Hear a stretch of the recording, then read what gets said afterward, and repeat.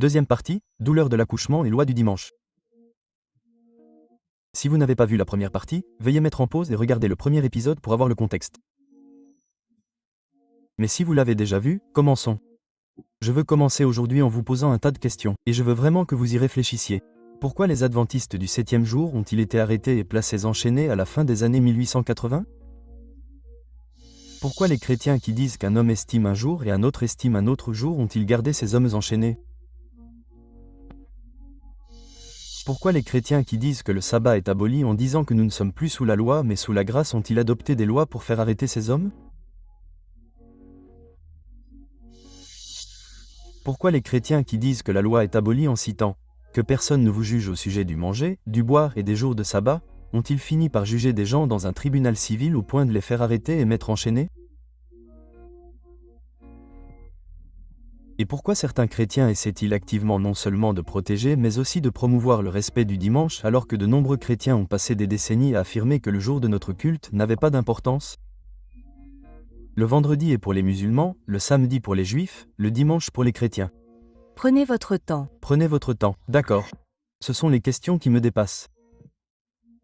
Je veux dire, honnêtement, est-ce juste moi, ou est-ce qu'il devient clair que peut-être, juste peut-être, les hommes et les femmes qui font pression pour un traitement spécial pour le dimanche ne croient pas vraiment que la loi a été abolie, mais qu'au contraire, ils pensent que la loi a été modifiée, et ils veulent forcer les autres à respecter ce changement ? Et pour illustrer mon propos, je vais vous donner 10 celles. Êtes-vous prêts ? Très bien, c'est parti. Peut-être que toutes les accusations selon lesquelles les observateurs du sabbat sont les légalistes ne sont pas vraiment légitimes. Car qu'est-ce qui est le plus légaliste ? Prêcher et enseigner que Dieu veut que nous honorions le sabbat du 7e jour ou essayer d'utiliser le gouvernement pour légiférer légalement une loi pour rendre les entreprises responsables du travail le dimanche afin que les gens puissent observer le sabbat trans. Et je ne sais pas pour vous, mais tout cela me semble très légaliste. Mais néanmoins, nous voici avec des gens qui essaient de faire passer des lois du travail. Et nous étions là avec des observateurs du sabbat qui enfreignaient ces lois du travail. Et ces observateurs du sabbat se sont retrouvés enchaînés pour le crime de travailler le soi-disant jour du Seigneur. Et la question à laquelle je veux répondre est pourquoi ? Et voici la réponse. Il y a un cadre théologique profond qui a motivé et conduit cet état d'esprit dans le passé. Et nous avons commencé à examiner cela dans l'épisode précédent et nous allons en parler un peu plus en détail aujourd'hui. Cela remonte aux idées qui ont été promues dans ce livre. Il voulait montrer que c'était ce qui était le mieux pour le bien commun de la société. Dans ce livre, Wilbur soutient que le sabbat du dimanche est essentiel non seulement pour l'observance religieuse, mais aussi en tant qu'institution civile qui protège les droits des travailleurs au repos et protège la société de la tyrannie du travail incessant.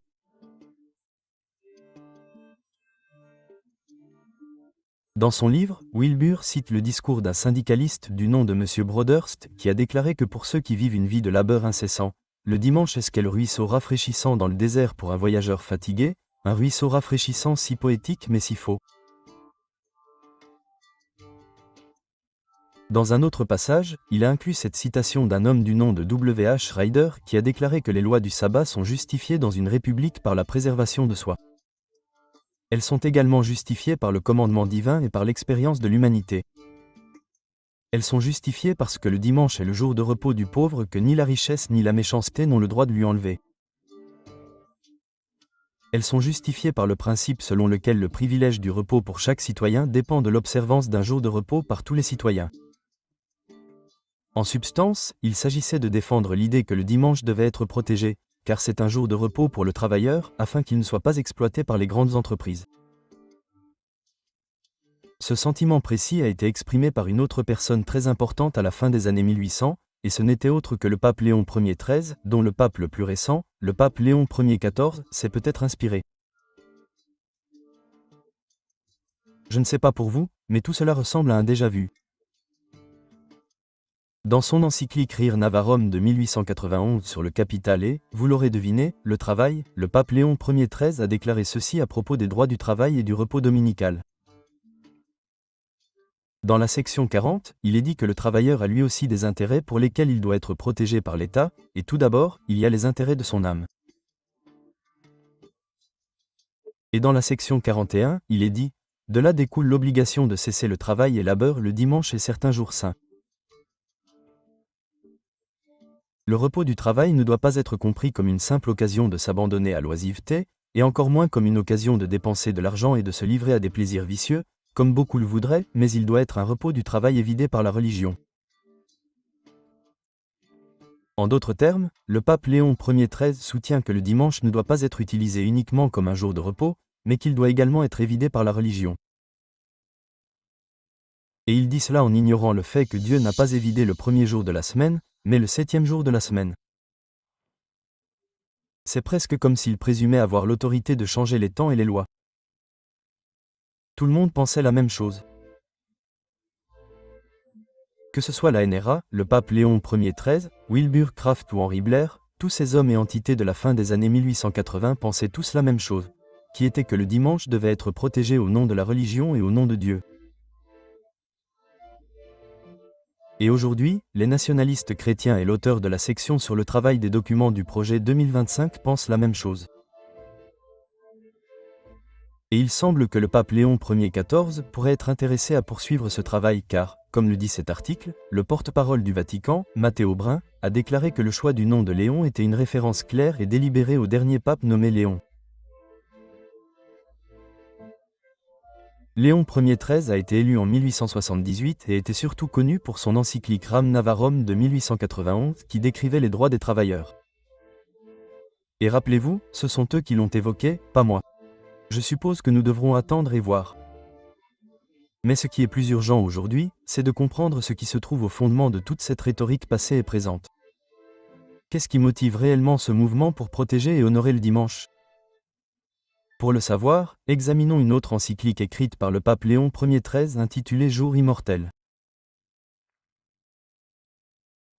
Cette encyclique est extrêmement importante car elle prépare le terrain pour les principes relatifs à l'image de la bête en décrivant un cadre théologique qui a été adopté à la fin des années 1880 par des hommes comme Wilbur Kraft et les mêmes principes théologiques sont en place aujourd'hui. Washington DC a été inondé de manifestations perfides de vice et de vanité. La ville est plongée dans l'obscurité et manque de chaleur. Et pourtant, il est crucial de reconnaître que ce domaine appartient au Christ roi. Et il est de notre mandat de planter un drapeau en son cœur déclarant la vérité que le Christ est le roi des rois et le Seigneur des seigneurs devant qui tous les peuples et toutes les nations doivent s'incliner et jurer allégeance. Notre ambition audacieuse devrait être de revendiquer Washington DC pour le Christ et d'en faire des disciples afin qu'il marche à nouveau dans les voies de Dieu. Dans cette encyclique, le pape Léon a déclaré ce qui suit à propos de la relation entre l'Église et l'État. Il fut un temps où les États étaient gouvernés par la philosophie de l'Évangile.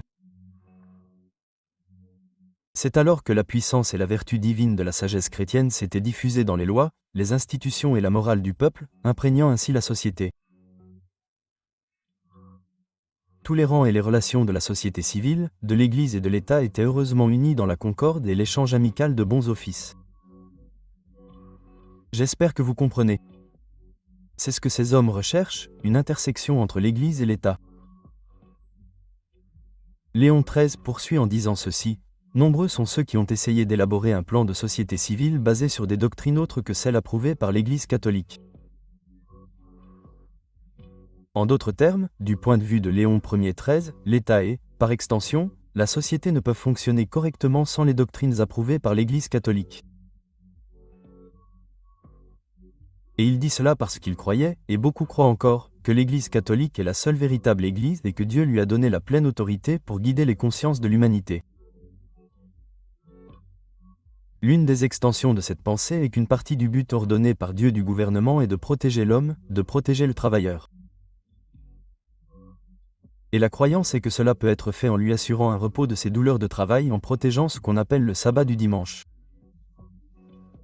Pour cette raison, le pape Léon Ier XIII était pleinement d'accord avec l'utilisation des syndicats pour atteindre certains de ses objectifs. Il l'a dit dans Rim Navarum lorsqu'il a écrit « Les plus importants de tous sont les syndicats de travailleurs ». Ces syndicats devraient être adaptés aux exigences de notre époque, une époque d'éducation plus large, d'habitudes différentes et d'exigences bien plus nombreuses dans la vie quotidienne. Il est gratifiant de savoir qu'il existe effectivement de nombreuses associations de cette nature, composées soit d'ouvriers seuls, soit d'ouvriers et d'employeurs réunis. Voyez-vous, il y en a pour tous les goûts. les syndicats pour les libéraux et les lois religieuses pour les conservateurs. C'est pourquoi dans Apocalypse 13, nous voyons l'utilisation de la marque sur la main et sur le front. Le front représente le lobe frontal où les gens accepteront cette loi et ses mouvements comme ordonnés par Dieu et nécessaires au bien moral de la société. Il y aura également une acceptation pour le bien social de la société qui est représentée par la marque reçue sur la main. Quoi qu'il en soit, il y aura finalement une poussée unifiée venant des deux côtés de l'allée pour la législation de ce jour. Selon Apocalypse chapitres 13 et 16, cette unité culminera finalement par des signes et des prodiges qui cimenteront ou oserais-je dire scelleront les décisions des hommes et des femmes du monde entier lorsqu'ils choisiront leur camp dans cette guerre spirituelle. À la fin du XIXe siècle et même aujourd'hui, l'Église catholique et de nombreux protestants ont des objectifs très similaires, des théories et des théologies similaires qui se rapprochent de plus en plus. C'est pourquoi Ellen White a déclaré ce qui suit dans la grande controverse. Les protestants des États-Unis seront les premiers à tendre la main par-dessus le golfe pour saisir la main du spiritisme. Ils passeront par-dessus l'abîme pour serrer la main du pouvoir romain. Et sous l'influence de cette union tripartite, ce pays suivra les traces de Rome en piétinant les droits de la conscience. Je veux que vous remarquiez ce qui a été dit dans cette déclaration. Le principe est avancé que ce ne sera pas l'Église catholique qui tendra la main aux protestants, mais la réalité est que ce seront les protestants qui tendront la main pour saisir la main et s'unir à l'Église catholique. Tout cela va se reproduire, car cela s'est également produit à la fin du XIXe siècle.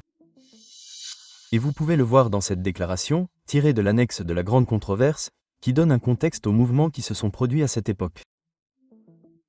En parlant du travail de l'Association nationale de réforme, elle dit que la théorie de la réforme nationale est identique à celle de la papauté. Par conséquent, l'établissement de la théorie de la réforme nationale dans ce gouvernement ne sera que la mise en place d'une image vivante de la papauté. Ces partis, qui défendent la théorie papale, ne doivent pas s'étonner qu'ils soient désireux de s'assurer la coopération de la papauté pour mener à bien leur projet. L'homme d'État chrétien est l'organe officiel de l'Association nationale de réforme. Et dans un éditorial du 11 décembre 1884, ce journal déclarait « Nous reconnaissons cordialement et avec joie le fait que dans les républiques d'Amérique du Sud, en France et dans d'autres pays européens, les catholiques romains sont les défenseurs reconnus du christianisme national et s'opposent à toutes les propositions de laïcité.